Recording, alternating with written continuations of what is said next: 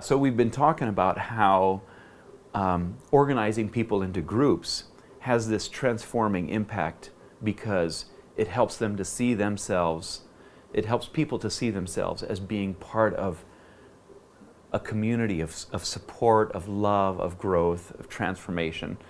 And so we've witnessed this even among children, where the church itself is birthed out of the witness and the transformed lives of children themselves. A child-based church planting movement, you could call it. And we've seen this happen in Cambodia, where we organize these children's groups to respond to very practical needs. You know, we would do all kinds of fun activities with them, puppet shows, skits, dramas. It was all very interactive, very different from what they were used to when they would go to school. You know, it was very rigid, and still is. The educational system is very rigid. The teacher pours information into the child, and they have to just sort of receive it and then regurgitate it back, and that's the method of learning. Well, when they come to our groups, they learn by doing, they learn by engaging, they learn through activities. And so what happens is that these kids are just totally transfixed by what's going on around them, and our staff will create songs that have a particular biblical lesson embedded in the song. Or they'll also do songs that follow a traditional tune that also teach about particular health lessons, behaviors that they can adopt. For example, there's a song that talks about, you know, make sure you wash your hands before every meal and after you poop. So they sing these songs, and then they're also intermingled with songs about Jesus. And so the gospel is interwoven into these very practical lessons that they're learning about how to take care of themselves.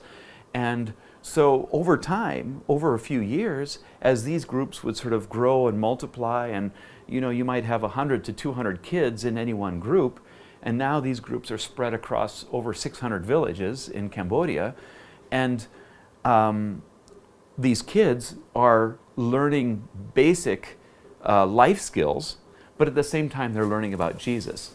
And so the parents of these children will come to us and say, you know, this is amazing. We've seen just these really cool transformation happening in our kids. You know, they're actually listening to us when we tell them to go to school.